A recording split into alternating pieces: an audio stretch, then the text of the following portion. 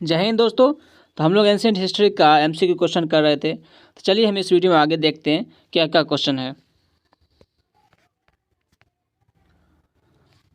पहला क्वेश्चन है, आप वैदिक सभ्यता के काल का निर्धारण किस आधार पर करना चाहेंगे। ऑप्शन है पौराणिक साहित्य के आधार पर, या खुदाई में प्राप्त सामग्री के आधार पर, या फिर सिंधु सभ्यता और वैदिक सभ्यता के बीच समताओं या विषमताओं के आधार पर, या फिर ऋग्वेद में किए गए वर्णन के आधार पर। तो आप वैदिक सभ्यता के काल का निर्धारण किस आधार पर करना चाहेंगे।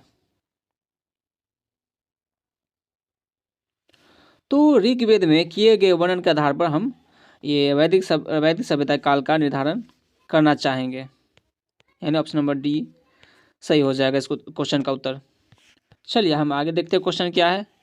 आगे क्वेश्चन है कि आर्यों के समय में यानी वैदिक काल में वर्ण व्यवस्था किस पर आधारित थी। जन्म पर, व्यवसाय पर, जाति पर, या काम धंधे पर।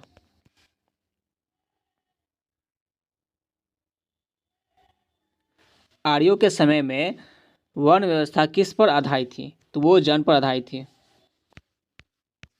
आगे देखते हैं क्वेश्चन क्या है। आगे क्वेश्चन है, निम्नलिखित में से किसे उत्तर वैदिक कालीन नहीं माना जाता है। ब्राह्मण को, उपनिषद को, या ऋग्वेद को, या फिर अथर्ववेद को।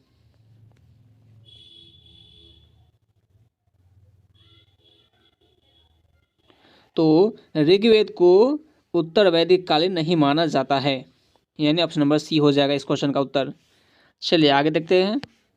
आगे क्वेश्चन है उपनिषदों। ऑप्शन है यज्ञों की महत्ता बढ़ाई, या कर्मकांडों की प्रतिष्ठा बढ़ाई, या यज्ञ बलि की निस्सारता की ओर संकेत किया, या फिर 4 आश्रमों की प्रथा को मान्यता दी।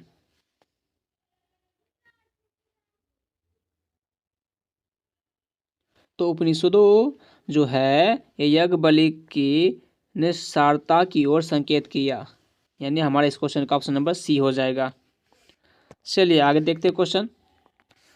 आगे क्वेश्चन है, उत्तर वैदिक काल में ऑप्शन है सभा और समिति का महत्व घट गया था, या फिर ब्राह्मण को प्राण दंड नहीं दिया जा सकता था, या फिर यज्ञ बलि और पुरोहितों की महत्ता बढ़ गई थी, या फिर उपयुक्त तीनों।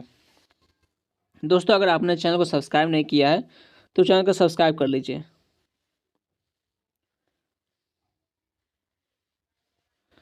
तो दोस्तों इस क्वेश्चन का उत्तर हो जाएगा उपयुक्त तीनों हो जाएगा, यानी ऑप्शन नंबर डी हो जाएगा। आगे देखते हैं क्वेश्चन। आगे क्वेश्चन है, आर्य जब भारत में आए तो उन्हें पहले से भारत में बसे हुए उस सभ्यता वाले लोगों के साथ काफ़ी समय तक युद्ध करना पड़ा।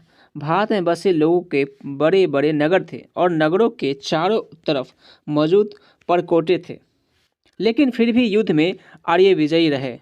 इसका मुख्य कारण यह था कि ऑप्शन है आर्य खूंखार और बलिष्ठ थे, या फिर आर्य सोमरस पीकर तथा नगाड़े बजाकर उन्मत्त होकर लड़ते थे, या फिर आर्यों के अस्त्र शस्त्र लोहे के थे और उनके पास घोड़े थे, या फिर आर्य वायु रचना करके युद्ध लड़ते थे। क्या कारण थे? तो इनके कारण थे कि आर्यों के अस्त्र शस्त्र लोहे के थे और उनके पास घोड़े भी थे, यानी हमारा इस क्वेश्चन का ऑप्शन नंबर सी हो जाएगा। आगे देखते हैं क्वेश्चन। आगे क्वेश्चन है, उत्तर वैदिक काल के संबंध में निम्न में से कौन सा कथन असत्य है। ऑप्शन है पुरोहितों की महत्ता बढ़ गई, या क्षत्रियों का सम्मान बढ़ गया, या दहेज प्रथा नहीं थी, या यज्ञों में पशु बलि दी जाती थी। क्वेश्चन कह रहा है कि उत्तर वैदिक काल के संबंध में निम्न में से कौन सा कथन असत्य है।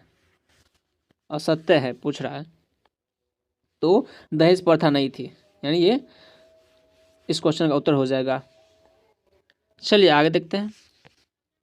आगे क्वेश्चन है, उत्तर वैदिक काल में ऑप्शन है सभा और समिति नामक संस्थाएं अधिक शक्तिशाली हो गई थी, यहाँ लोग कबीले में रहते थे और राज्य नहीं बनने थे, या फिर राजा की शक्ति अपेक्षाकृत कम हो गई थी, या फिर उपयुक्त में से कोई नहीं। तो उत्तर वैदिक काल में सभा और समिति नामक संस्थाएं अधिक शक्तिशाली हो गई थी। तो ऑप्शन नंबर ए हो जाएगा इस क्वेश्चन का उत्तर। आगे देखते हैं क्वेश्चन क्या है। आगे क्वेश्चन है कि वैदिक काल में राजा के पदाधिकारियों में सबसे अधिक सम्मानपूर्ण स्थान होता था, सेनापति का या ग्रामीणी का या फिर पुरोहित का या फिर उपयुक्त में से कोई नहीं।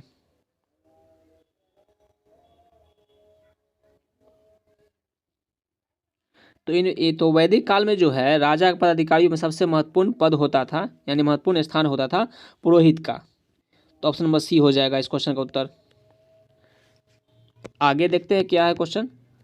आगे क्वेश्चन ऋग्वैदिक काल में ऑप्शन है निष्ठ नाम का सिक्का प्रचलित था, या सिक्के तांबे की धातु से बनाए जाते थे, या फिर सिक्के सोने और चांदी की धातु से बनाए जाते थे, या फिर सिक्कों का प्रचलन नहीं था।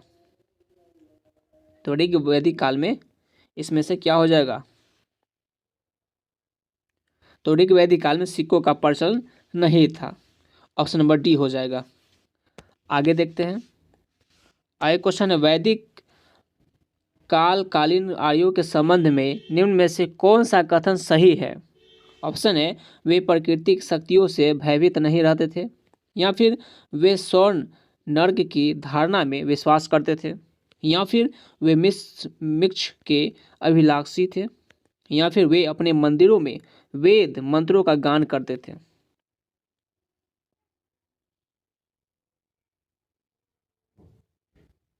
तो वे स्वर्ग नर्क की धारणा में विश्वास करते थे, यानी ऑप्शन नंबर बी हो जाएगा।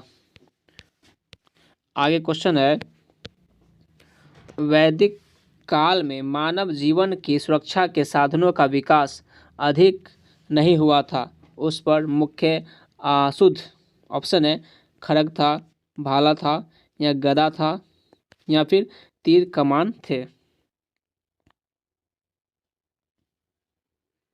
तो उस समय का मुख्य आयुध था तीर कमान थे, यानी ऑप्शन नंबर डी हो जाएगा।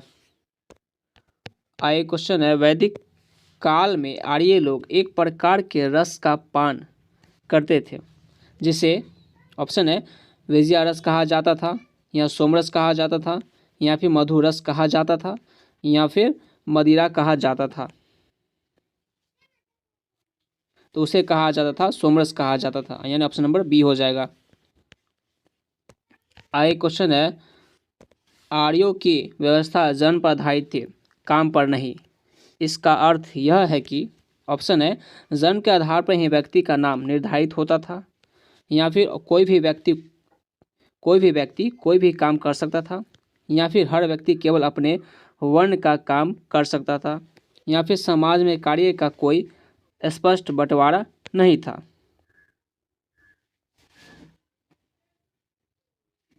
इसका उत्तर हो जाएगा कोई भी व्यक्ति कोई भी काम कर सकता था। ऑप्शन नंबर बी हो जाएगा। आगे को देखते क्वेश्चन। आगे क्वेश्चन वैदिक काल में अनेक देवताओं की परिकल्पना की गई थी, इंद्र, वरुण, सविता, पूषण, विष्णु, अश्वनी, उषा आदि, किंतु अग्नि को ऑप्शन है अन्य देवताओं से श्रेष्ठ कहा गया है, या देवताओं का मुख कहा गया है, या निम्न कोटि का देवता माना गया है, या देवताओं का रक्षक माना गया है। तो अग्नि को देवताओं का मुख कहा गया है, यानी ऑप्शन नंबर बी हो जाएगा। आगे क्वेश्चन है वैदिक काल में देवताओं को संतुष्ट करने के लिए ऑप्शन है मंत्र पाठ किया जाता था, या मंत्र पाठ और यज्ञ किए जाते थे, या फिर ब्राह्मण ग्रंथों को पारायण किया जाता था, या फिर उपनिषद पढ़े जाते थे।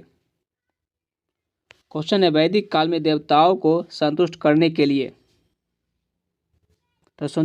मंत्र पाठ और यज्ञ किए जाते थे। तो ऑप्शन नंबर बी हो जाएगा। आगे देखते क्वेश्चन।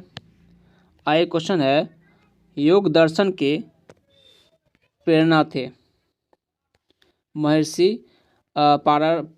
पारस थे, या कनाद थे, या गौतम, या पतंजलि।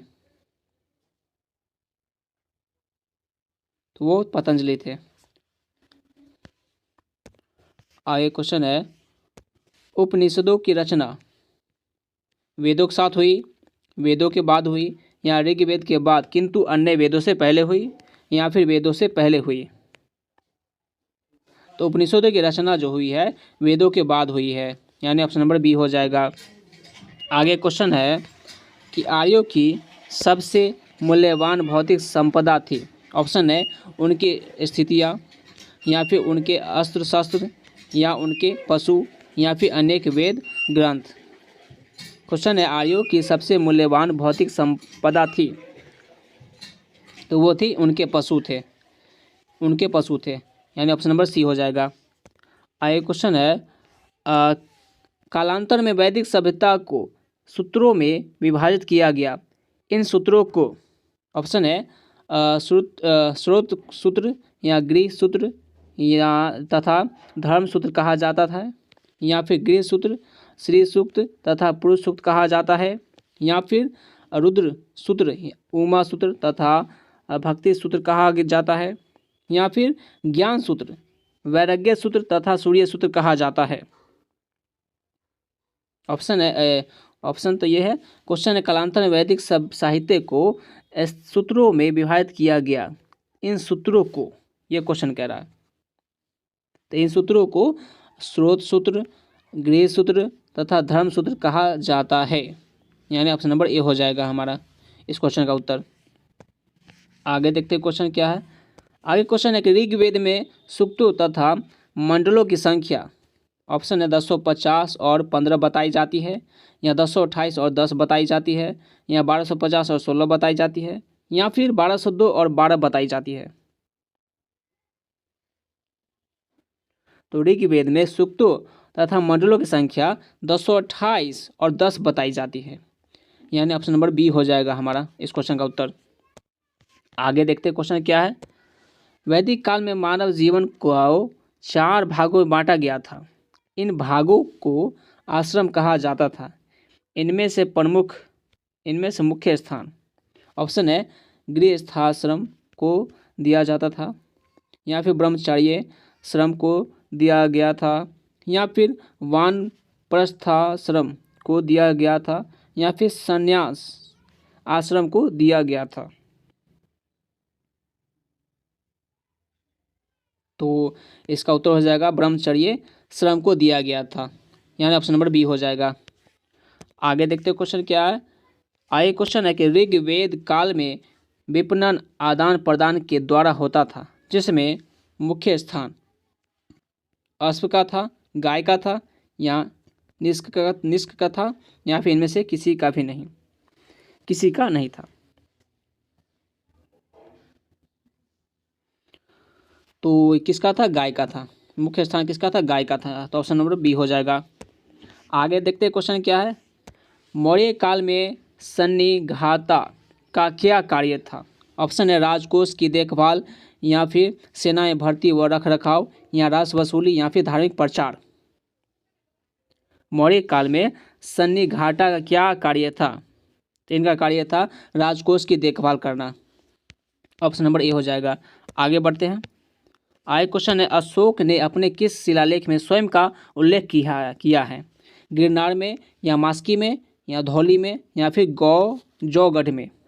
अशोक ने अपने किस शिलालेख में स्वयं का उल्लेख किया है? ये किया गया है मास्की में, यानी ऑप्शन नंबर बी हो जाएगा। दोस्तों इस वीडियो